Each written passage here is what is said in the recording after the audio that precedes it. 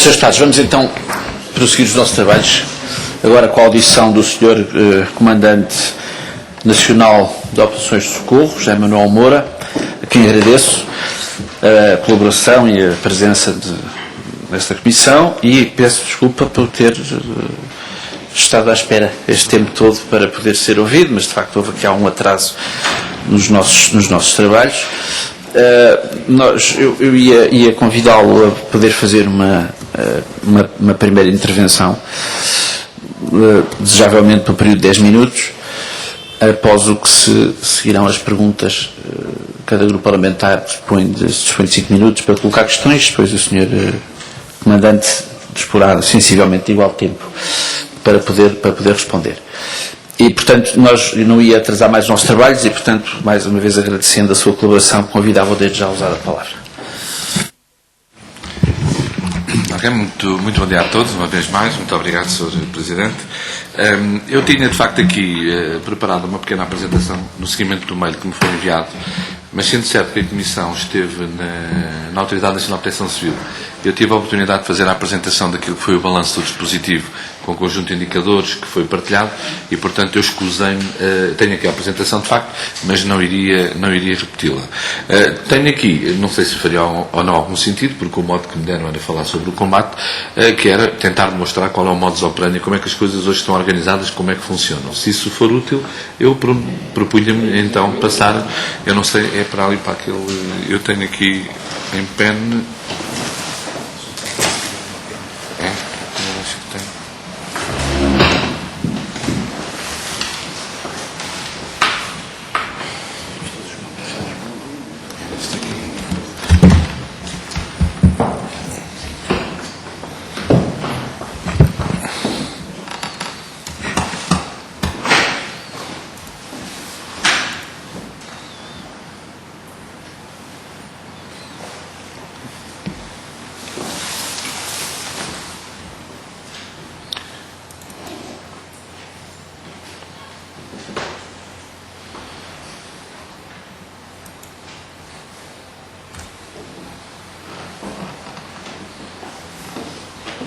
Está a passar? Aqui. Muito bem, então, tanto quanto possível, cumprir os 10 minutos. O que me propunha então era muito rapidamente, de facto, fazer aqui uma breve apresentação daquilo que é, como estamos organizados, como é que as coisas funcionam.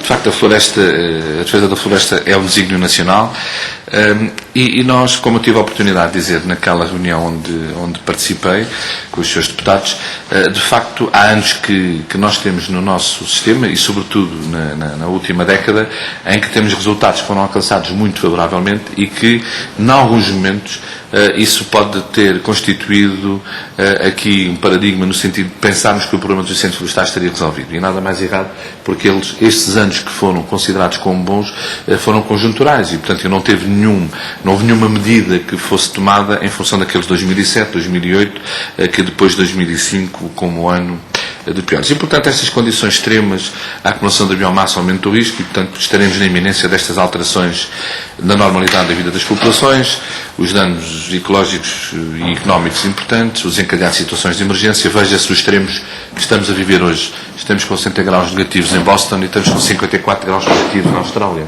E, portanto, qualquer homólogo com estas condições, portanto, serão confrontados também com situações extremamente difíceis, nomeadamente na Austrália, no âmbito da defesa da floresta.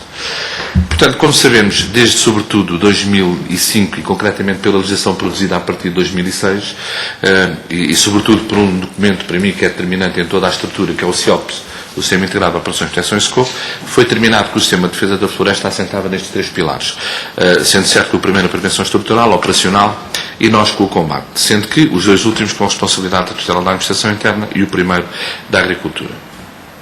Nós, de facto, temos no terceiro pilar, no combate, temos o dispositivo integrado suportado no CIOPS, garante em permanência esta resposta operacional, com uma vigilância dissuasiva, uma atenção oportuna, um ataque inicial musculado, que pretenderei mais à frente tentar demonstrar de que forma é que ele está organizado.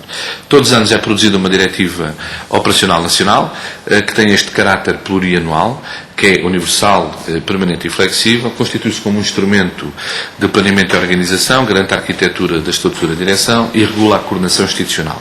Diria que é um documento onde todos os agentes, independentemente da sua titularidade, GNR, sapadores florestais, todos os que concorrem para o sistema têm que beber a partir deste documento, que acaba por ter força, é ratificado pela tutela, e portanto acaba por ter força de lei para todos aqueles agentes que concorrem para o sistema.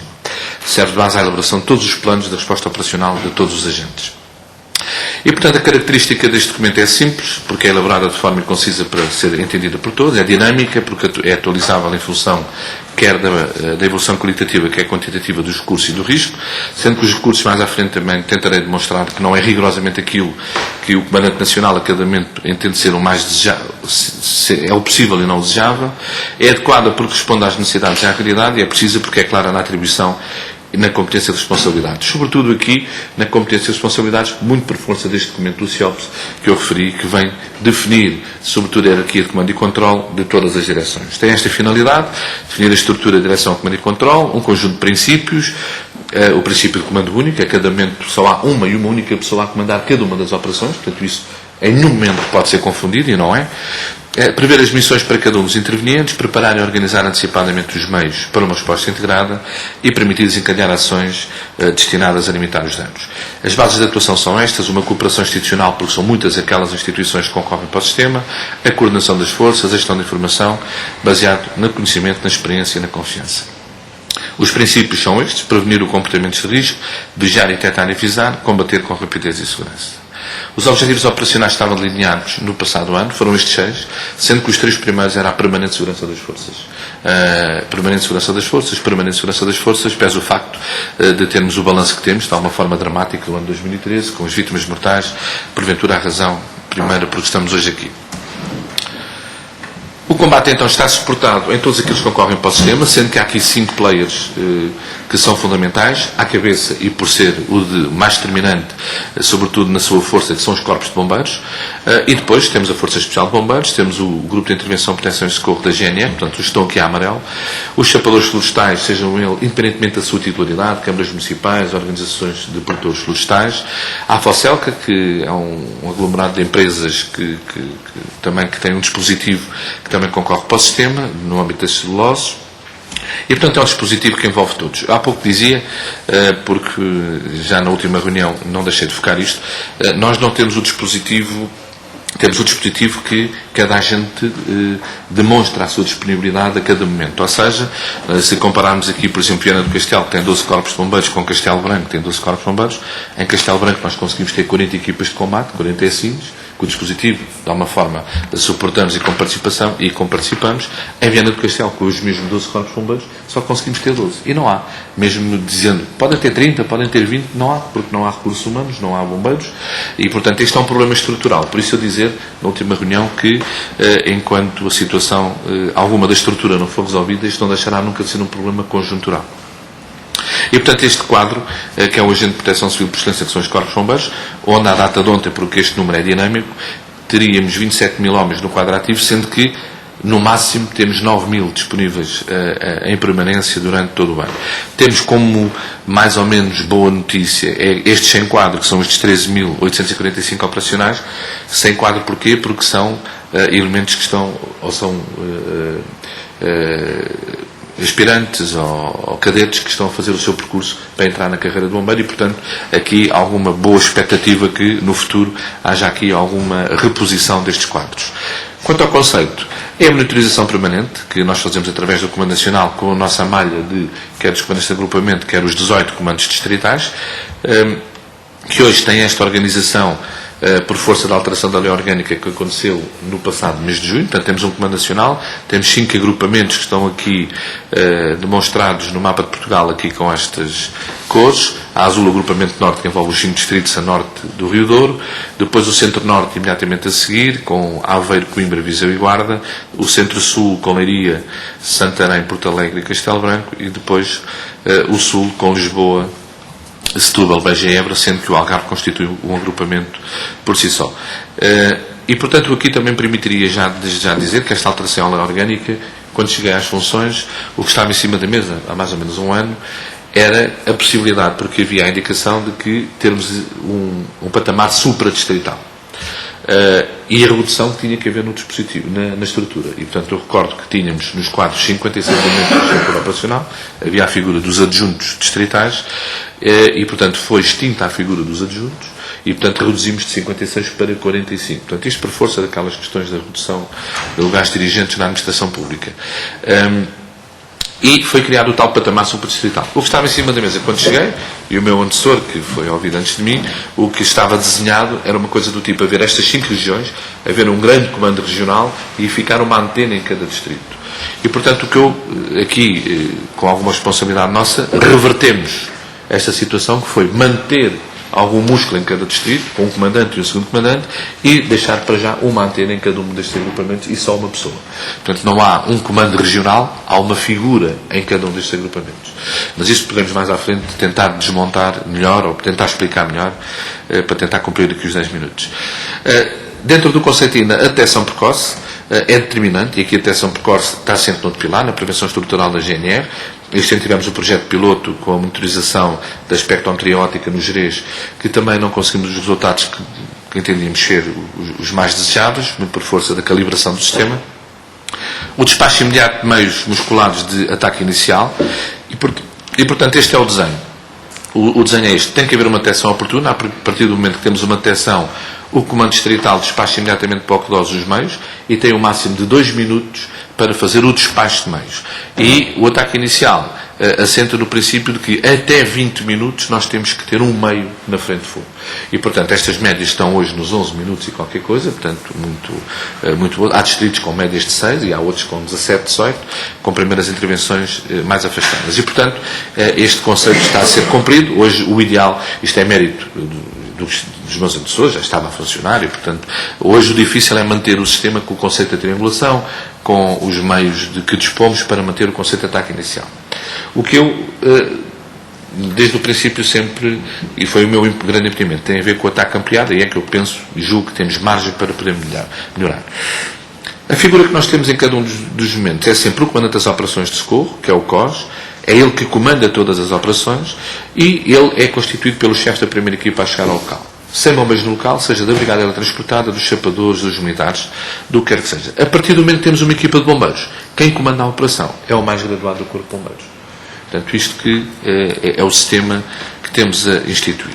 A situação complica-se. Então, é o comandante da área de atuação própria, daquele concelho ou daquele município, que tem que assumir o comando da operação.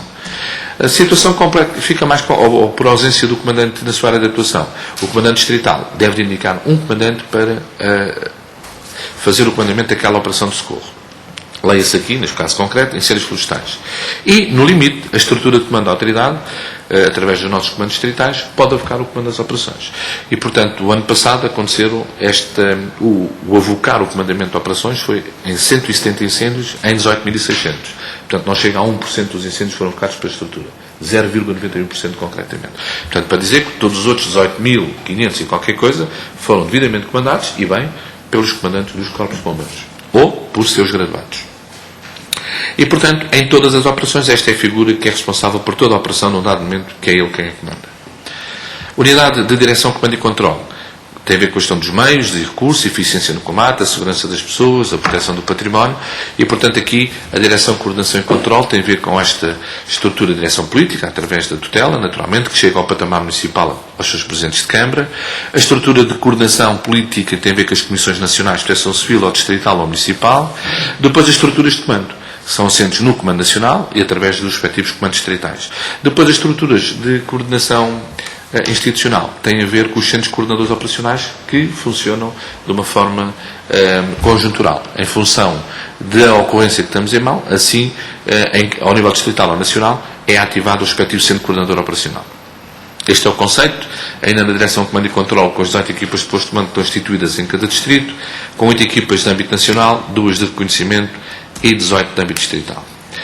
Quanto à eficácia e eficiência na gestão de informação, temos várias ferramentas para manter o cidadão informado, passar um pouco mais rápido aqui. A recuperação contínua da capacidade da ATI em todo o território. Isto é o quê?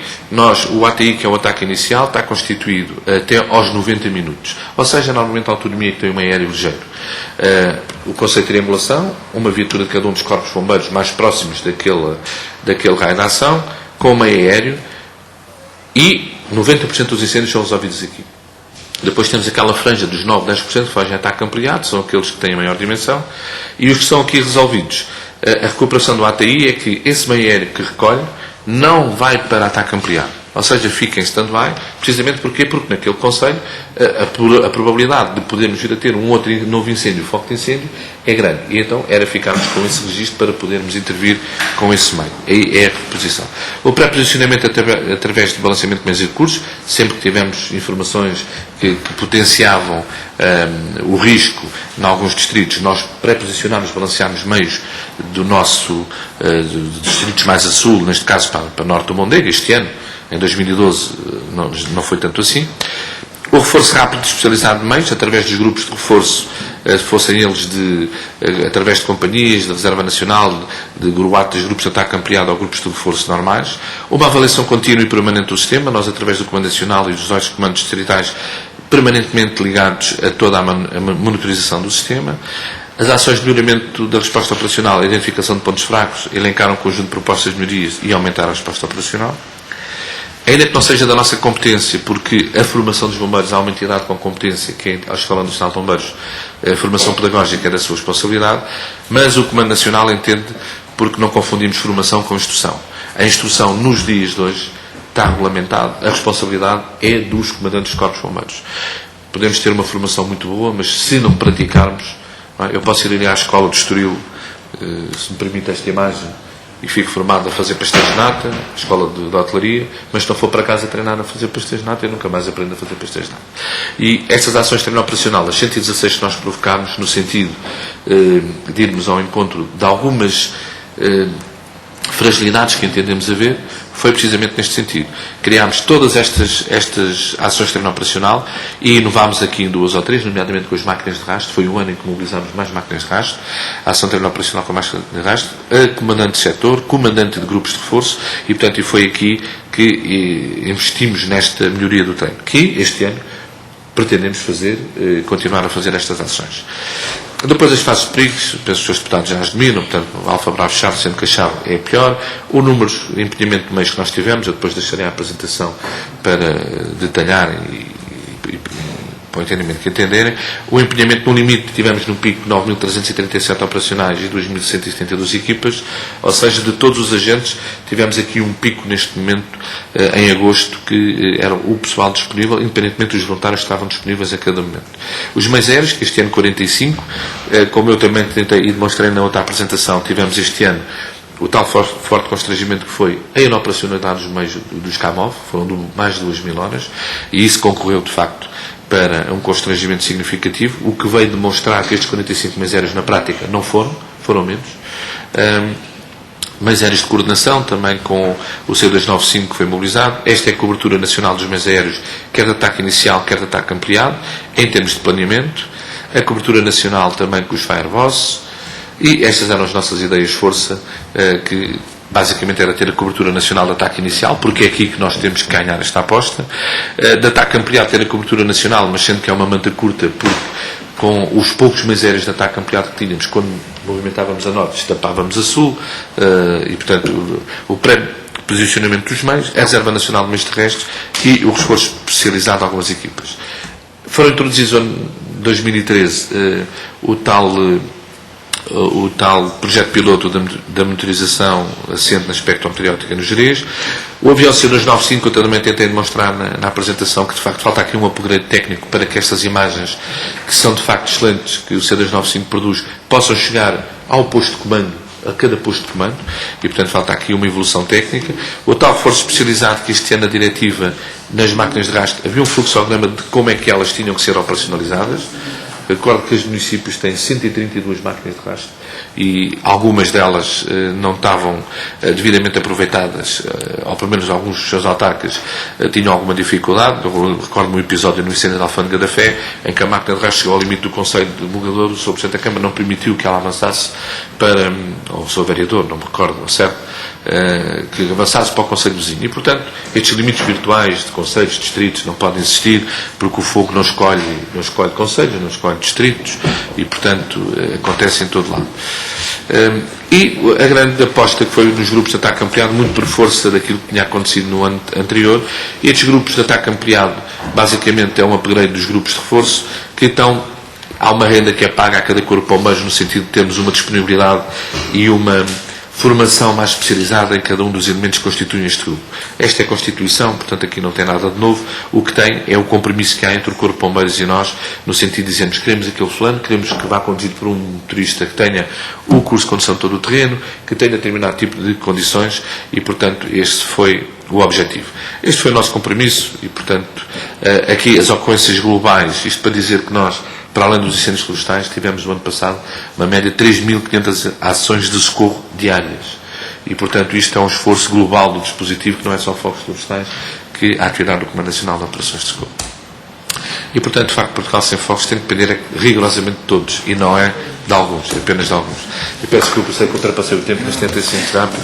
Peço desculpa também pelo meu estado aqui da gripe. Não tenho de pedir desculpa, aliás, percebeu-se o esforço de síntese que fez, e de facto é uma apresentação extensa, mas que valeu a pena. Mas os seus deputados agora vão fazer um esforço para recuperarmos o tempo. Sr. Tálio Batista, se quiser começar. Muito obrigado, Sr. Coordenador. Rapidamente, e mesmo para recuperar o tempo, mas deixar ficar aqui 2 ou 3 notas e eventualmente, também umas clarificações. Primeiro, agradecer ao Sr. Comandante Nacional a disponibilidade para nos vir aqui prestar estas informações. Depois, a exposição que o Sr. Comandante fez aqui foi boa, foi uma radiografia muito boa do que se passa, mas há aqui 2 ou 3 questões que nos devem preocupar, porque há aqui 2 ou 3 situações que o Sr. Comandante referiu e que são basicamente aquelas que nos devem fazer tocar os sininhos, não é? Basicamente nós tivemos quase 10.000 operacionais no terreno, tivemos 2.000 viaturas, tivemos 45 meios aéreos, fizemos um conjunto de ações e conseguimos controlar, numa fase inicial, 90 e tal % dos fogos, mesmo assim arderam 100 e tal mil hectares. Ou seja, naquele bocadinho dos pouco mais de 1% que o Sr. Comandante aqui referiu, é que está aqui o grande problema. Ora bem, agora qual é, em termos práticos, em termos operacionais, como é que nós vamos conseguir resolver isto? O Sr. Comandante disse-nos aqui 3 ou 4 situações que identifica bem, aliás, também já nos foram referidas. Não chega à formação, é preciso treino constante, e esse treino tem que ser dado pelos corpos de bombeiros, e obviamente que a primeira, e referiu aqui também, a primeira grande missão é evitar que alguém do dispositivo sofra um acidente e morra, a segunda é que alguém sofra com a vida, e depois é que vem tudo o resto. Mas é aqui neste bocadinho, no tamanho do danoninho, que está o problema, não é? Pronto. Então é aqui que nós temos que concentrar, se calhar, o nosso esforço.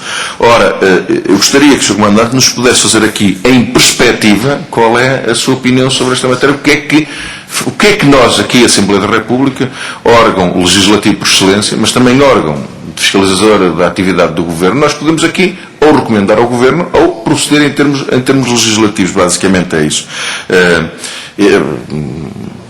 Nós já sabemos a questão da prevenção estrutural, a prevenção operacional, toda essa coisa, mas ao fim e ao cabo do homem do terreno, o que que é que nós temos aqui que fazer? E há aqui algumas questões que já foram levantadas há algum tempo, nomeadamente tem a ver com o Estatuto do Bombeiro, com algumas questões até fiscais, com algumas questões que têm a ver com a ligação dos bombeiros à questão da sua aposentação. Há aqui algumas questões que já foram identificadas, mas parece-me que há outras que não foram ainda, e essa era importante. Olha, e até referiu aí um caso que é do meu distrito, que é conhecido, é citado há anos suficientes, e eu acho que nós temos que fazer um trabalho junto com as autarquias, junto com as corporações de bombeiros do distrito de Viana do Castelo, porque não é normal existirem 12, por acaso são 13, não, são 12, exatamente, são 10 em cada um dos concelhos, mais uma em Vila Praia de Ancora e mais o Municipal de Viana. São 12 corporações de bombeiros e são o distrito com menos operacionais, com menos meios, com menos... e com um distrito com muitos incêndios e com muitos focos de incêndio. Portanto, há aqui que encontrar também aqui, porque não é normal também que no caso concreto deste espaço territorial, esteja sempre à espera que seja o Socorro Nacional que vá lá fazer. Também tem que fazer qualquer coisa. Quer dizer, não posso estar sempre à espera do vizinho para me socorrer se eu não faço nada. Convém também que faça qualquer coisita aqui. Mas basicamente, Sr. Comandante, era que nos desse uma perspectiva para o tal bocadinho que falta, porque a eficácia resulta se for até aquele... E depois porquê é que não resulta? É porque não podemos ser fogo controlado? É porque não podemos fazer ataque de forma diferente? É porque não temos acessos? É porque... O que é que falta depois aqui, Sr. Comandante? Muito obrigado, Sr. Deputado. Muito obrigado. Vamos fazer a ronda das questões e depois responderá no final a todas. Muito obrigado, Sr. Deputado. Cumpriu muito bem. Sr. Deputado Pedro Lince. Muito obrigado, Sr. Presidente. Eu começo por, agradecer ao Sr. Comandante Moura e simultaneamente dizer que já, quando fomos recebidos por a autoridade, tinha ficado suficientemente esclarecido o vosso trabalho e, simultaneamente com este suplemento, eu penso que ainda foi mais, esclarecedor. O meu colega Abel Batista, acho que foi muito feliz dizer, afinal, o que nós queremos é o que é que nós podemos fazer para melhorar isto. E eu não tenho dúvidas, provavelmente, talvez, até para ser mais rápido, eu apenas vou pôr aqui 2 ou 3 coisas em termos de raciocínio que vai ao encontro do que disse o meu colega, por isso acho que era perfeitamente dispensável. E uma delas é, não temos dúvidas nenhumas de que hoje a grande causa é a acumulação de biomassa. Mas também estamos certos, e aliás o senhor disse-o aí muito bem, condições meteorológicas, acumulação de biomassa, condições meteorológicas, pouco podemos fazer a curto prazo. Já a acumulação de biomassa também temos a consciência de que em clima mediterrâneo há especificidades próprias. E há situações em que a biomassa também nos faz falta. Por isso há que temos aqui este cuidado, na verdade, que certamente é completamente diferente dos países do norte da Europa, na verdade, porque caso contrário, se porventura não temos este cuidado, provavelmente a seguir amanhã temos erosão, etc, etc. Problemas graves, que se opôs e muito bem. E por isso as minhas perguntas são muito simples. Uma delas era perguntar o seguinte, 2 situações, talvez provocadoras mesmo. Uma delas era, até que ponto é que, face à sua experiência recente, na estrutura que nos apresentou, se faria algumas alterações? Na estrutura orgânica disse, sim senhor, o que é que, face à minha experiência, eu precisava de reforçar aqui, eu precisava de diminuir aqui? Era uma pergunta. A segunda é uma pergunta que eu acho que todos os meus colegas também vão fazer. Tem-se falado aqui muito no fogo controlado. E também se tem falado muito na falta de formação para o fogo controlado. Eu perguntar-lhe se fizermos este triângulo, nomeadamente juntando aqui a instrução, o que é que eventualmente nós poderíamos fazer? Se eventualmente o fogo controlado, numa altura, que não seria, a zona rica dos fogos, vamos assim dizer, se é que se pode chamar isto rico, se isto não poderia servir também como instrução, de facto, como complemento dessa formação, partindo do princípio que a instrução é um complemento. Muito obrigado, Sr. Comandante. Muito obrigado. Sr. Deputado Isabela Neto, faz favor. Muito obrigada, Sr. Presidente. Cumprimentar o Sr. Comandante José Moura, agradecer a sua exposição. Sr. Comandante, eu queria a sua opinião relativamente à articulação do CIOPS com a Lei de Bases de Proteção Civil. O CIOPS, no fundo, concretiza um dos princípios da Lei de Bases, que é o princípio de comando único, mas também aos outros princípios todos e a estrutura do sistema. Não é? O CIOPS dirige-se ao princípio do comando único. Falou aí na questão da Alfândega da Fé e eu ia precisamente pegar nessa questão, não no sentido da crítica, mas no sentido de perceber exatamente porque é que não foi acionado o Plano Distrital de Proteção Civil. Ou seja, se é preciso requisitar meios e os meios têm que estar definidos no Plano Distrital de Proteção Civil, por que razão é que o plano não foi acionado? Não é? Porque se os planos municipais e distritais de emergência nos devem indicar o risco e os meios disponíveis, por que razão é que, não só nesse caso da Alfândega da Fé, mas também nas outras situações complexas, porque é que não foi acionado, porque é que não houve sequer notícia da reunião da Comissão Distrital, da Comissão Municipal, da Comissão Nacional de Proteção Civil e porque é que os planos não foram acionados. E mais, há situações, são muito poucas aquelas que na nossa história recente, em termos de proteção civil, existem, mas existe a figura da declaração da situação de alerta, que precisamente prevê a possibilidade de a adoção de medidas preventivas numa situação excepcional. Ora, não há na nossa, apesar da lei ter os anos que tem, são 2 ou 3 situações no máximo e que não estão relacionadas com incêndios florestais em que a situação de alerta foi declarada. E a situação de alerta, a contingência e calamidade existe precisamente para poder criar um conjunto de meios excepcionais para uma situação excepcional. E a situação de alerta pode ter várias interpretações, mas não tem de ser só declarada pelo Sr. Presidente de Câmara. A lei não afasta a possibilidade do Comandante Distrital também o fazer.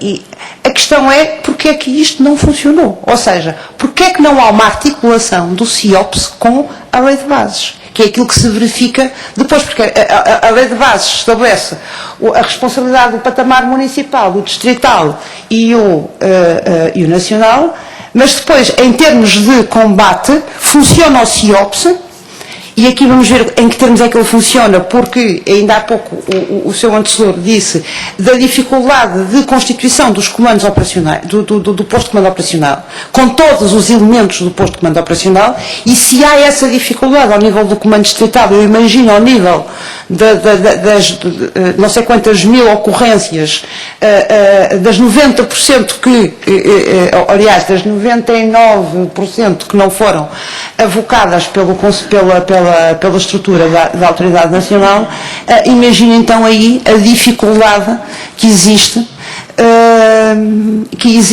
sendo certo que, e com isto termino, sendo certo que os incêndios nascem todos pequenos. Depois é que crescem, não é? Exceto aqueles que são fogo posto, como havia aqueles em que punham nas linhas de alta tensão, sabendo da dificuldade de intervenção. Mas, em regra geral, é assim. Ora, se o posto de comando operacional, se a primeira intervenção, que é uma força, como referiu, são os bombeiros, não falta lá também o resto da estrutura para poder aconselhar em termos daquele combate? Porque se nós não temos um posto de comando operacional, pelo menos a partir entre o grau intermédio, digamos, entre a primeira intervenção e o ataque ampliado, quando a Autoridade Nacional de Proteção Civil avoca, é porque já vai para o ataque ampliado e porque já está numa dimensão que de facto ultrapassou a capacidade daquela situação. Mas a falta de capacidade também pode estar relacionada precisamente com a falta, digamos, com a estrutura do posto de comando operacional que não tem os meios adequados. E era sobre isto que eu gostaria que se pronunciasse. Muito obrigado. Muito obrigado. Sr. Dr. Miguel Freitas. Muito obrigado, Sr. Presidente. Sr. Comandante, cumprimentá-lo e agradecer a sua apresentação mais uma vez, uma apresentação que certamente será um suporte muito importante para o nosso trabalho neste grupo de trabalho. Eu gostava de fazer duas ou três questões. Primeiro, se considera que deve manter-se ou não a questão do período crítico e da época crítica, ou se devemos ter o ano inteiro como período crítico. A sua apresentação hoje levantou-me pela primeira vez uma questão que, aliás, já foi colocada pelo deputado Abel Batista, que tem a ver com... Porque nós, quando vemos estas coisas, parece que os meios vão para onde nós queremos que eles vão, ou estão onde nós queremos que eles estejam. E verdadeiramente não é assim. Hoje, pela primeira vez, fez luz nessa matéria, porque é uma matéria que eu julgo que vale a pena nós aprofundarmos. Como é que nós respondemos a essa questão? Quer dizer, diz Viana só tem 12, Castelo Branco tem 40, quer dizer, eu não preciso de 40 em Castelo Branco, eu precisaria provavelmente muitos mais em Castelo Branco. O que é que podemos fazer? O que é que podemos fazer nessa matéria? Disse também de uma forma que me pareceu muito correta. Eu encontrei uma determinada situação, agrupámos isto, criámos para já, a expressão é sua, e pareceu muito correto isso, uma antena. Eu gostava de saber como é que vai evoluir o processo CADIS-CODIS, portanto essa relação, e como é que isso, do seu ponto de vista, se relaciona com a possibilidade ou não, na sua opinião, de uma estrutura intermédia política. Isto é, nós temos uma estrutura política que é nacional e local, temos uma estrutura técnica, operacional, que tem 3 níveis. Consideram não que é possível ter também uma estrutura política intermédia? E finalmente, se sente ou não, as suas apresentações são excelentes. Eu digo isto com a maior das sinceridades. Se sente ou não necessidade de um gabinete de comunicação. Isto é, nós olhamos para a apresentação e vemos que há trabalho, e certamente foram os seus técnicos que ajudaram a preparar. Bom, então o Sr. Comandante está de parabéns. Eu devo lhe dizer que as suas apresentações são de facto apelativas, ótimas, portanto, gostava de saber se tem ou não tem necessidade de um gabinete de comunicação. Sente essa necessidade ou não ter um gabinete de comunicação? Não? Muito obrigado. Sr. Comandante, 20 minutos de referência. Muito obrigado então pelas questões colocadas. Eu vou tentar, tanto quanto possível, esclarecer estas questões. Sr. Deputado Abel Batista colocou a questão, e eu penso que já na outra reunião tínhamos falado nisto, a questão da estatística nisto dos incêndios. É de facto, e sendo até pós-graduado em estatística e análise de dados, esta questão da estatística nos incêndios vale o que vale. Porque nós temos um incêndio que arderam 13 mil hectares, como em Tavira, ou 20 mil, ou já não me recordo bem, seja lá isso, e depois temos 23 mil incêndios, que arderam cada um hectare. E são tratados da mesma maneira em termos estatísticos. E, portanto, ou seja, nós temos 90% dos incêndios a corresponde a uma área ardida de 10%, e depois temos 10% dos incêndios que corresponde a uma área ardida de 90%. Anos há em que isto é pior. Como eu tinha aqui o site, passei muito rapidamente, em 2012, em 12 incêndios, são responsáveis por 39,9%, 40% da área ardida. Em 12. E, portanto, a estatística nisto dos incêndios é qualquer coisa que, até em termos internacionais, nós, para estabelecermos algum paralelismo, até que no âmbito da União Europeia, temos alguma dificuldade.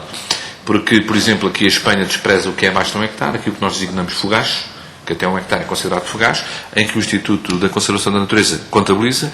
Por exemplo, nós não contabilizamos, já não está aqui refletido, os incêndios agrícolas, e são muitos. Este ano tivemos alguns grandes incêndios agrícolas, sobretudo no distrito de Beja e no distrito de Évora, e alguns com o periurbano, e com a mobilização de meios muito significativa em termos de meios aéreos e meios terrestres, a levar grupos, a levar meios aéreos também. E, portanto, a estatística, de facto, aqui, na questão que o Sr. Deputado colocou, de facto, é aqui, no ATA, aquilo que eu coloquei quando assumi as funções, que é aqui que nós temos que evoluir. Porque é no ataque ampliado. Porque se nós conseguimos manter o paradigma do ataque inicial, onde resolvemos 90% dos incêndios todos os anos, está excelente. Então o que é que temos que fazer para dar o tal passo? Eu, este ano, só consegui introduzir aquela questão do GRUATA, do Grupo de Ataque Ampliado, mas aqui temos que, de facto, a nível político, ao nível da tutela, seja como for, temos que dar aqui passos significativos. O distrito a que o Sr. Deputado pertence, que é o exemplo de Viana do Castelo, nós, de facto, basta que tenhamos lá mais do que 2, 3 incêndiozinhos e já estão a pedir ajuda. E, portanto, se o distrito do Porto estiver afetado, e o de Braga, que são ali os vizinhos, lá tem que ir de Coimbra ou de Leiria. Estão a ver? O balanceamento mês é este. E eu, recentemente, numa entrevista que dei, e alguns dos autarcas parece que ficaram assim um pouco incomodados quando eu coloquei o dedo na ferida ao dizer uma coisa deste tipo. Era importante que ao nível local cada um percebesse, seja lá quem for, se para responder a situações de rotina se sente que em termos de proteção e socorro o seu município está à vontade. É evidente, para situações de exceção, medidas de exceção. Se Viana do Castelo amanhã, ou outro qualquer distrito, mas neste caso concreto porque for em Viana do Castelo, tiver uma situação de exceção, que naturalmente o patamar distrital tem que responder e no limite o patamar nacional. E até, como foi este ano, o internacional, tiveram lá os canadeiros internacionais. Agora, para medidas de rotina, aquilo que é um incêndiozinho todos os dias, o município, o patamar local tem que conseguir responder a isto. Porque se estão à espera que seja o princípio da subsidiariedade a funcionar para qualquer coisinha, então não vamos conseguir no limite, porque todos vão precisar desse tipo de resposta. Eu recordo-me que uma passagem em Viana do Castelo, em que houve um incêndio, em que o meio aéreo foi um ponto de água buscar água e uma senhora de alguma idade foi ao tanque, abriu o tanque e despejou a água toda que tinha no tanque. Bom, eu quando penso, já não sei se contei quando foi à autoridade do seu Primeiro-Ministro ou do seu líder da oposição, mas eu contei este episódio e perguntaram logo, muito preocupados, então identificaram a senhora e tal. Sim, tirámos uma coordenada vertical e a senhora foi identificada. Eu disse, mas o que é que vão fazer à senhora? O que aquela senhora deu foi um sinal que aquilo não era para apagar. Ela queria que ardesse. E, portanto, alguma das coisas que temos que fazer, e aqui entra os outros pilares, é de facto na prevenção estrutural, tem que ser ao encontro desta senhora e das outras senhoras e dos pastores que temos na Serra da Estrela e na Serra de Montemuro, perguntar-lhes a eles, meus amigos, o que é que o senhor precisa para queimar? Porque se nós gostamos muito do queijinho da Serra todos os anos, temos que dar condições para que o gado tenha pastagem. E, portanto, aqui não tem a ver com o combate, isto tem a ver com a prevenção do mais elementar. E se o Sr. Deputado for compulsar aqui alguns documentos da Assembleia da República de 2003, 2005, isto é identificado. E, portanto, este trabalho não é o combate que eu tenho que fazer. Agora, onde é que nós podemos aproveitar isto? Eu fiz isto, por exemplo, no Parque Natural Serra da Arcandeiros, enquanto comandante distrital de Leiria, em que, quando tínhamos alguma janela de oportunidade de queimar, levávamos lá bombeiros para fazer o tal treino barra instrução, para lidarem com fogo real. Eu recordo-me que no fogo do Algarve, onde o senhor contava, que o Algarve, quando foi o fogo de Tavira, até lá teve ali 7, 8 anos sem incêndios. Houve em 2004 e depois houve aquele grande. Houve um conjunto de bombeiros que foram formados naquele ato que nunca tinha visto fogo. Nunca tinham tido fogo. E, portanto, foram logo. E quando tiveram, foi logo uma coisa daquela dimensão. E, portanto, muitos assustaram-se. Houve bombeiros que se encolheram. Eu devo dizer, eu quando agora cheguei ao Caramulo, quando avoquei o comando da operação, o incêndio tinha 52 km de perímetro. Aquilo metia medo. Aquilo era um bicho que estava ali à solta. Portanto, quem disser o contrário está a querer, não é? E, portanto, esta é uma questão, é uma medida que o Sr. Deputado me perguntava o que é que podemos fazer. Eu penso que neste pilar há muito por fazer.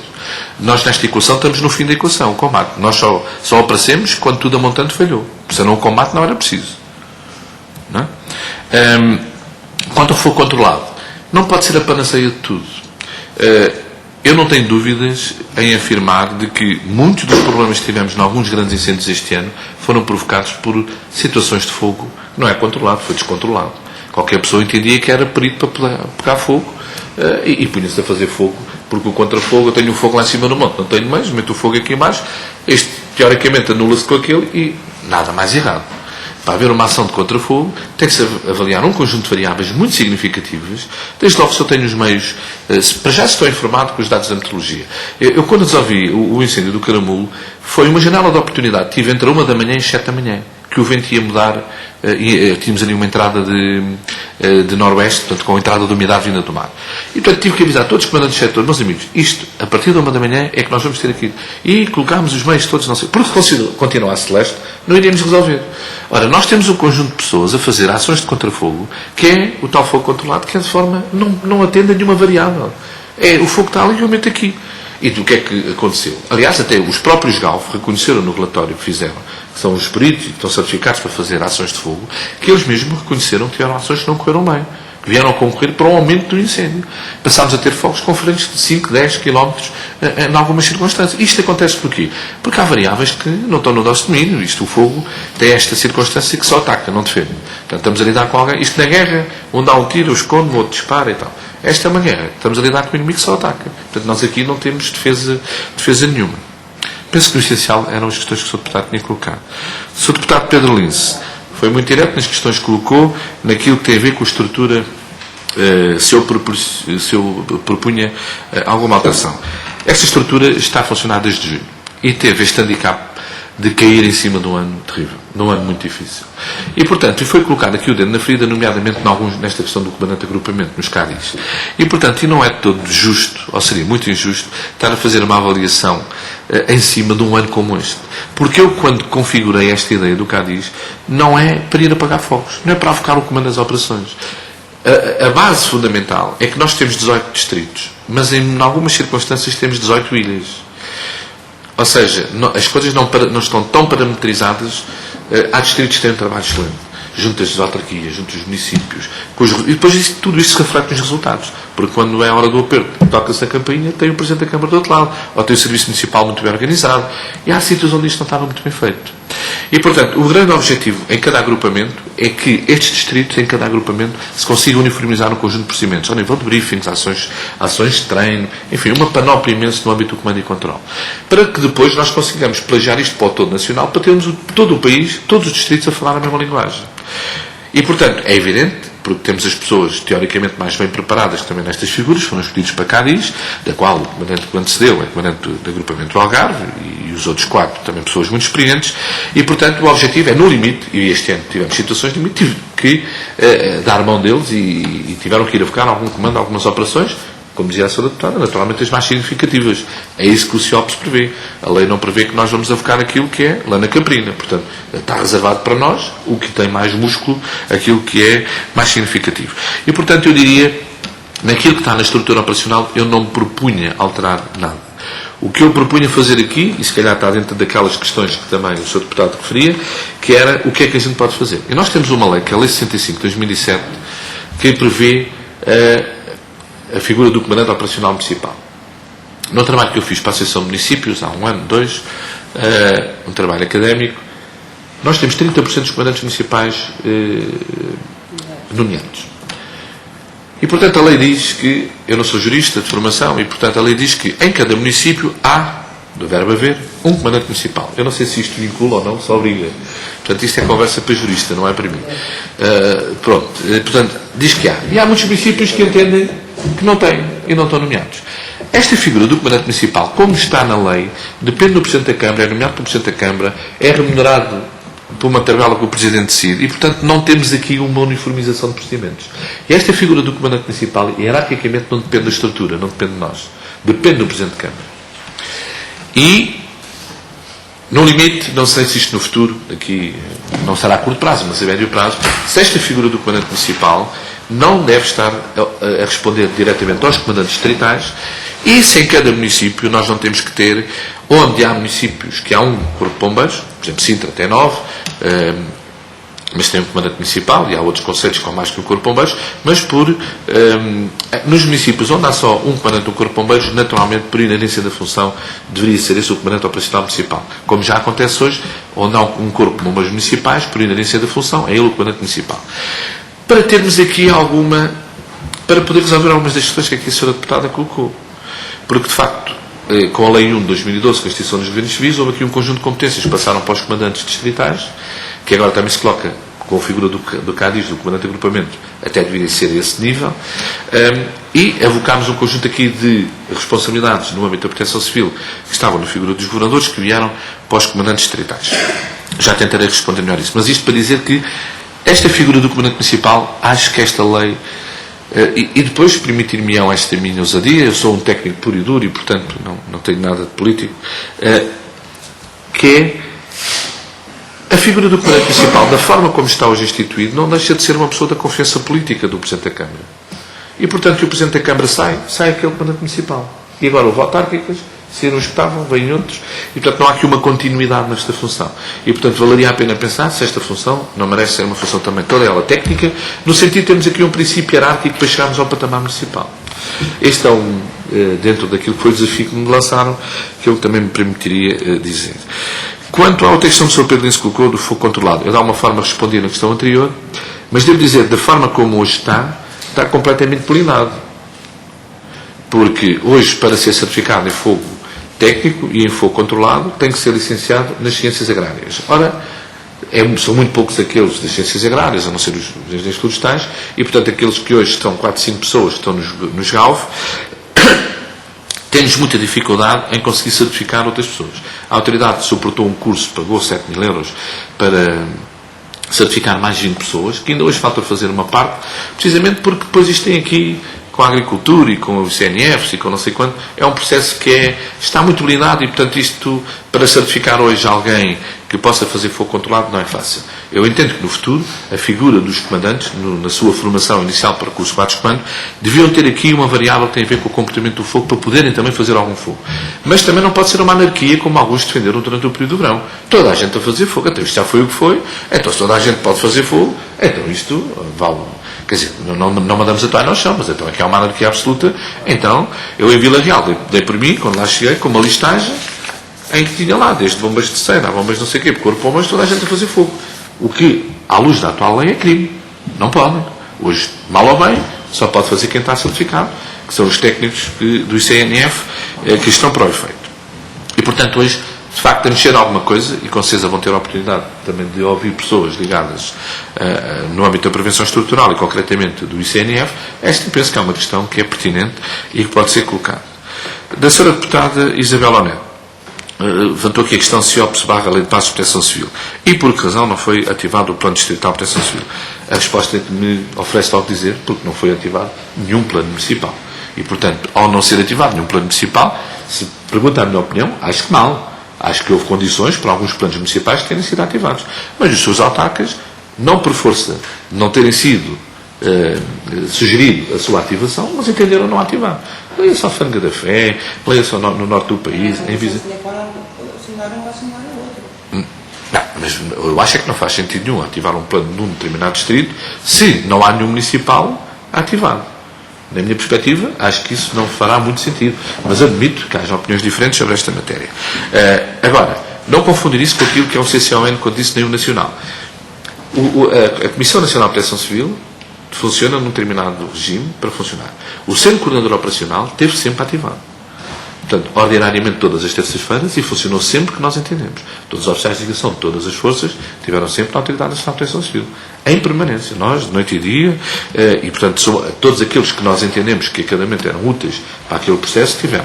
E em cada distrito, nomeadamente o caso de Bragança, o caso de Viseu, o distrito de Viseu em permanência, em Viana do Castelo também, o Centro Coordenador Operacional Distrital teve sempre.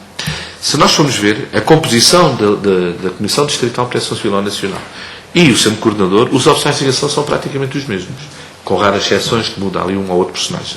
Mas são os mesmos. E, portanto, os centros coordenadores, que ao fim e ao cabo é a ferramenta, é um instrumento que o Comandante Distrital tem, que é mais operacional, sendo que a outra comissão tem o tal cariz mais político.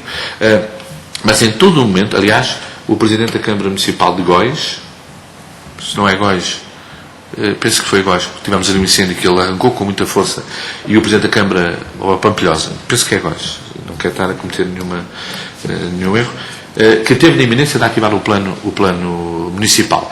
E depois, entretanto, o fogo teve ali um volte-face muito interessante, conseguimos muscular muito aquilo, ao fim do dia estava praticamente resolvido e tendeu para dominar, e o Presidente da Câmara recuou e não ativou o plano municipal.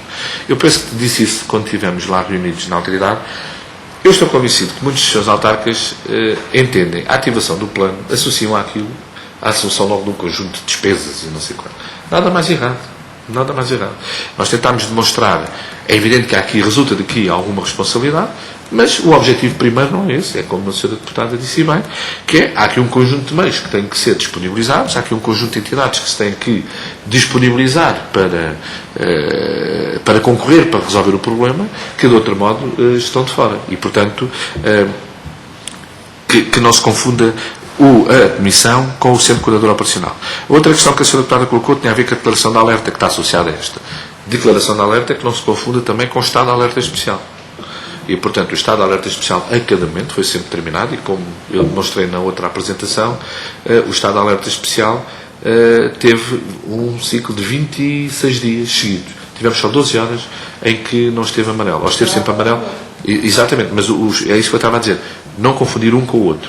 E, portanto, o outro tem a ver, de facto, com o Presidente da Câmara, que tem até um determinado nível, pode até propor à tutela para algum estado de alerta, ele pode também ele pode declarar o estado de contingência e depois pode pôr para cima o outro. E, portanto, o que eu queria só nesse aspecto dos Estados é que não confundir o estado de alerta com a declaração de alerta. O estado de alerta... Pronto, mas eu queria esclarecer que o estado de alerta teve sempre determinado durante este período mais crítico. A outra questão mais pertinente, e que disse que o meu antecessor aqui no uso da palavra fez referência a ele... Eu estava a falar precisamente porque é que não foi declarado nenhuma situação de alerta prevista na lei de bases, não alerta especial. Porque foi entendido a cada momento não o fazer e, portanto, aí os responsáveis a cada momento, seja ao nível distrital, seja ao nível municipal, entenderam não fazer, entenderam que as condições estavam reunidas, não o obrigava. Eu, muito sinceramente, acho que há sítios onde isso poderia ter acontecido. E não me teria chocado se tivesse acontecido. O direito de Viseu, num determinado momento, as questões do Caramulo, aliás, nós temos 3 incêndios no Caramulo, um a 22 de agosto, um a 28, outro a 29. A situação de 29 tinha todas as condições para o poder fazer. Depois, uma outra questão, e aqui é que eu penso que é a questão mais pertinente que colocou, que tem a ver com esta questão do posto de comando operacional. E eu penso que a senhora deputada já lá na altura tinha falado nesta questão e a dificuldade que o meu antecessor aqui nos da palavra também o tinha manifestado. O posto de comando operacional não tem que ser montado quando o incêndio é focado pela estrutura da ANPC. Em nenhum momento. O posto de comando operacional acompanha o comandante das operações de socorro a partir do primeiro momento. O que é que esse posto de comando vai tendo? Vai evoluindo também. Ou seja, no primeiro momento que é o posto de comando. Uma coisa, dizia bem que os incêndios começam todos pequenos. Eu costumo dizer, o incêndio ideal é aquele que a gente apaga com um copo de água. Ou com os pés. A partir do momento que já não resolvemos nem com uma maneira ou outra, já começa aquilo, já pode dar chatice. E, portanto, a primeira equipa que chega lá, e torna a dizer, 90% dos incêndios são irresolvidos. Chegam lá e conseguem resolver o incêndio. O fulano que vai comandar aquela equipa, ele em si mesmo avoca a função de estratégica, tática e de manobra. Conseguiu resolver. O posto de comando quem era? Era ele, sozinho. Aquilo vai se complicando, vai tendo mais daqui, mais daquela, o posto de comando vai evoluindo. E, portanto, o COS é a única função que é obrigatória no sistema de gestão de operações, a única função obrigatória em todo o sistema. É só a do COS. E, portanto, ele tem que regimentar para o seu posto de comando a cada momento quem ele entende que é a pessoa mais útil. Eu, quando fui para o posto de comando do Caramulo, quando avoquei o comando, eu rodeei-me das pessoas que eu entendi que eram importantes para me ajudar a resolver o problema. Antes de mim, teve no patamar distrital, o seu comandante distrital entendeu ter os que tinha. Antes de mim, era o comandante Tanque, o comandante Tondela. Portanto, a coisa é evolutiva. Não é, portanto, porque a expressão que usou foi a dificuldade para envolver todos os agentes. Não. Quem está a comandar a cada momento, cada operação, tem toda a legitimidade para avocar para junto dele, para constituir o posto de comando ao nível que ele entender. Pode lá ter as pessoas que entender. Como eu referia, é a dificuldade do ataque inicial, o comandante sentir necessidade de ter lá, por exemplo, um técnico florestal. Quando em determinados municípios existem 3, 4, 5, 6 incêndios, de ter lá todos, até mesmo ao nível da GNR. Terá que ser ele a resolver? Nós sabemos muitas vezes que o comandante chama a GNR e ainda não aparece. Pronto, mas esse... mas vamos lá ver. Muito bem. A constituição do posto de comando. Mas está bem, mas mesmo que tenha mais do que um incêndio na sua área de atuação própria, tem que ser estabelecidas as prioridades. O seu comandante da área de atuação própria tem que estar na situação mais complicada, tem que abordar a situação mais complexa, e por isso é que nós tivemos que, na outra apresentação demonstrei, foram 28 equipas que foram projetadas, 28 equipas de posto de comando foram projetadas e constituídas para fora. Eu não entendo, sinceramente. Aí não entendo, porque cada um, a cada momento, tem que perceber quem precisa. Há gabinetes técnicos florestais em todos os municípios. Há alguns que são intermunicipais. Há 2 conselhos agregados. Mas todos os municípios têm gabinetes técnicos florestais. E, portanto, o seu comandante local tem que ter essa capacidade de conseguir regular a cada momento as pessoas que ele entender. Não está o técnico, tem que estar o adjunto técnico, o adjunto do Presidente da Câmara, o vereador, quem quer que seja. E, a cada momento, quando aquilo borregar, quando ele entendeu que esgotou tudo o que tinha ao seu alcance, tem que estar para cima.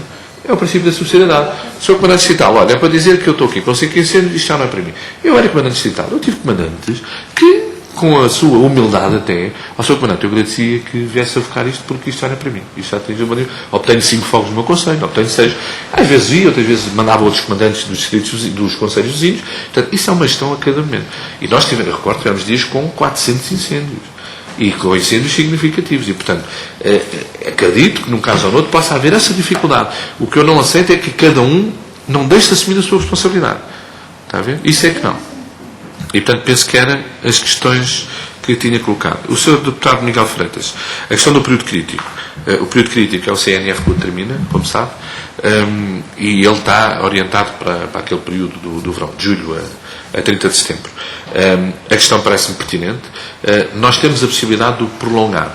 Este ano teve em cima da mesa. Se as condições em outubro, podíamos, tem que ser em sede de portaria, o período crítico pode prolongar. Nós, autoridade, naquilo que a nós diz respeito, na própria circular, já definimos que não há um período de verão. Tanto é que a circular financeira, um período de incêndios, melhor. Todo o ano é período de incêndios florestais. Em 2012 tivemos o janeiro e fevereiro com montes de incêndios florestais. E, portanto, nós já atribuímos, o próprio pagamento da circular financeira para ressarcimento aos corpos bombeiros já prevê todo o ano. E, portanto, ou seja, há aqui o entendimento que os incêndios já, e cada vez menos. A tal Cimeira na Polónia do Clima vai demonstrar isso. E aquilo que nós vamos ter a curto prazo não são dias melhores. E, portanto, como eu dizia também na Austrália, em 2030 prevêem ter o dobro dos bombeiros, por força das alterações climáticas. E, portanto, julgo que tenderá cada vez mais para aí. Esta questão do período crítico está definido, ponto, e é sempre período crítico, porque ao período crítico está associado um conjunto de proibições, etc. E, portanto, tem um bocado a ver com isso, circular nas matas, etc. E, portanto, com uma outra redação, com outro espírito, mas que a questão é pertinente, é. Depois colocou a questão, que o Sr. Deputado Viana tem tido, como é que nós resolvemos a questão. Propostas não são difíceis de fazer. Agora, associadas a elas estão aqui implicações financeiras, naturalmente. Porque eu não tenho dúvidas que um distrito como Vila Real, como Viana do Castelo e até como Viseu, ainda que Viseu tenha 30 corpos bombeiros, mas tem uma procura operacional permanente, não tenho dúvidas que isto no futuro vai ter que ter ali uma companhia profissional. Eu proporia, por exemplo, o alargamento da FEB. Quer dizer, não vale a pena. Nós estamos aqui a mandar grupos para cima e para baixo, com os custos inerentes que isto tem. Este ano a mobilização destes grupos custaram 1 milhão de euros no erário público. 1 milhão. E, portanto, o que é que custará menos? É termos uma companhia de 40, 50 homens da Força Especial de Bombeiros. Se, de facto, tem que haver o reconhecimento dos seus autarcas locais, não conseguimos responder a Viana do Castelo desta maneira. Então, se calhar, o Estado tem que aqui assumir uma parte do problema e dizer que temos um problema estrutural neste sítio que está identificado. Então temos que projetar ali uma força, não é lá ir apagar o fim, é lá ir instalá-los, pelo menos no período do verão. Portanto, esta é uma medida que eu penso que eu acabei por fazer isso de forma indireta, foi pré-posicionar lá gruatas e grifes, que ao fim e ao cabo foi dar no mesmo. É outra forma do dinheiro chegar. Agora, se calhar, em termos de planeamento, o ideal é dizer logo à cabeça, já sabemos que vamos ter ali problemas, então vamos lá colocar os meios. Portanto, parece-me por aí, será uma outra. Uma outra será as equipas de intervenção permanente, também criadas em 2006, 2007, que hoje é reconhecido que foi uma medida que estão a querer repetir, e há um compromisso que há entre a administração central e a administração local, que é a autoridade paga 50% dessas equipas e as autarquias assumem 50%. São equipas de 5 homens que estão nestes municípios. Se calhar esta é outra via de chegarmos lá. Porque há aqui um não reconhecimento ainda, mas que eu penso que no futuro vai haver. Estes números que eu aqui tinha, do número de operacionais e de bombeiros que nós temos disponíveis, é o que é, mas a tendência, até agora por força deste período mais crítico, há muitos bombeiros também que também emigraram e também há alguma dificuldade em alguns sítios, eu não tenho dúvidas que esta via da profissionalização, ao complementar com alguma parte profissional, seja através de EIPs, através do aumento da febre, ou através de qualquer outro mecanismo que venhamos a encontrar, dos GIPs, o que quer que seja, não tenho dúvidas que este terá que ser o caminho para termos uma resposta a tempo útil. Porque os seus deputados vêm de várias origens do território, nós não podemos estar na circunstância, porque eu moro num sítio A, estou mais bem protegido, porque moro no sítio B, estou menos desprotegido. E, portanto, Lisboa, temos um regimento que responde. Então, se eu morar na província, tem que estar sujeito a tocar a sirene e vir um bombeiro voluntário a correr, e se o patrão deixa sair do emprego ou não deixa. Cada vez mais este é o paradigma que tínhamos nos bombeiros do século XX. E o paradigma tenderá a ter que acompanhar para o século XXI, será naturalmente diferente. E, portanto, não faltarão aí alguns aspectos que eu penso que poderemos melhorar. Ainda nos comandantes, há pouco, quando falei no comandante municipal, eu gostava só de recordar, nós os comandantes que temos não é os que queremos, é os que emanam da sociedade civil. E eu recordo que qualquer um dos senhores aqui presentes, se for à Escola Nacional de Bombeiros, faz um curso de 4 semanas, a seguir pode estar a comandar um incêndio como no Caramulo ou como no Interviro. O que também não me parece muito quando a Liga e os bombeiros, nós vimos os bombeiros a falar. O que eu defendo é que, para quem tem um percurso nos bombeiros desde a sua origem, faz um percurso normal e chega a elemento de comando, e depois faz um curso de 4 semanas para ser comandante, parece-me razoável. Agora, quem é fora do sistema, porque uma direção foi assumir a direção de um corpo de bombeiros, em freixo de espada assim, de um lado qualquer, e depois propõe para comandante um amigo, um primo, ou um enteado, não sei o quê, vai à escola, faz um curso, não. Eu acho que para esses tinha que haver aqui ou um semestre, ou um período mais para dar lastro, porque depois somos confrontados com comandantes em alguns sítios que, enfim, é o que é. Não estou a dizer que é mau nem que é bom. É o que é. É o que é. E eu penso que este é um ponto que também no desafio que me fizeram, que eu penso que aqui temos margem para poder evoluir até no âmbito legislativo, porque hoje quase que permitiria dizer é fácil ser comandante de um corpo de bombeiros. Portanto, desde que seja proposto, a Autoridade Nacional só homologa. Desde que ele viu nas condições, vai fazer o curso a Sintra, está dentro daquele parâmetro da idade, não vai abogar porquê. Quem tem a competência de nomear são as direções de corpos de bombeiros. São as associações de utilidade pública administrativa, de direito privado, e, portanto, há sempre não é fácil. Também não pode ser, por decreto, dizer assim, olha, o senhor que é uma associação de direito privado, agora tem que ter comandante de plantel. Também não é fácil, eu percebo isso, mas, pelo menos, se conseguirmos obrigar que quem não é do sistema, quem não faz parte, quem não tem origem no corpo de bombeiros, que tenha que ter uma formação quase que obrigar a passar quase por um verão, obrigá-lo a ir ver o que é um fogo, perceber o que é queimar as pestanas, e portanto eu penso que isso seria importante. Na outra questão que o Sr. Deputado Miguel Freitas fez, na relação Cádiz Codiz, eu reconheci isso, eu penso que temos que melhorar, e de facto para deixarmos ter as tais 18 ilhas, mas este patamar, eu não tenho hoje que lidar com 18 comandantes distritais. Portanto, em termos de comando e controle, eu falo com 4 unidades, ou 5 unidades, neste caso, os 5 comandantes, e cada comandante depois fala com 4 distritos. Em termos de comando e controle, há uma vantagem imensa, isso eu não tenho dúvidas. Agora, há que melhorar o funcionamento, sim. E este ano, porque foi um ano logo com esta dimensão, percebemos ali algumas fragilidades, até na comunicação. Depois colocou a questão, ao fim e ao cabo, dos governos civis. Eu penso que, de alguma forma, já respondi. Penso que o tal patamar, a nível distrital, que agora o comandante de agrupamento, na parte operacional, vai ter que focar. Depois, aquela parte política, o que eu penso que tinham os seus governadores civis, penso que a senhora deputada desempenhou essa função, tinham que era um ministério de influência, ao fim e ao cabo, da ligação, pegar no telefone e ligar para aqui, para lá e tal. Hoje, o comandante distrital faz isso da parte operacional muito bem. E tem ligação muito boa com os presidentes de câmara municipais, isso eu não tenho dúvida. Uns terão é mais do que outros. E uns têm esse trabalho muito bem feito. E há outros que nem por isso. E a minha determinação operacional foi que todos os comandantes, até 30 de abril, têm que ter as reuniões com os 3 pilares, com todos os seus autarcas. Por força da janela de oportunidade, da mudança dos autarcas que houve este ano. Quanto ao Gabinete de Comunicação, eu acho que essa é uma pergunta muito interessante, porque há quem venda muito bem a sua imagem, e nós, de facto, não somos os que melhor fazemos isso. A Autoridade tem um Gabinete de Relações Públicas, mas acho que o INEM faz isso muito bem, por exemplo. O INEM, desculpar a minha ousadia, mas se ajudar a atravessar uma velhinha na estrada, eles conseguem pôr isso aí nas notícias, e nós fazemos 99 coisas por dia bem feitas. Nós, estrutura de norte a sul do país, fazemos 3.500 ações de socorro por dia, algumas delas com risco imenso, porque esta é uma atividade de risco, e de facto não produzimos isso. Eu acho que posso estar a ser um pouco contra o próprio meu serviço, mas acho que o nosso Gabinete de Comunicação, eu não sinto que tenha falta, o que eu sinto é que faz falta. Eu tenho. Não sei se respondi isso. Sr. Comandante, muito obrigado.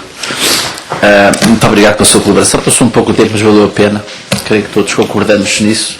E, portanto, agradecia-lhe mais uma vez a colaboração com os trabalhos deste grupo de trabalho e com a colaboração com a Assembleia.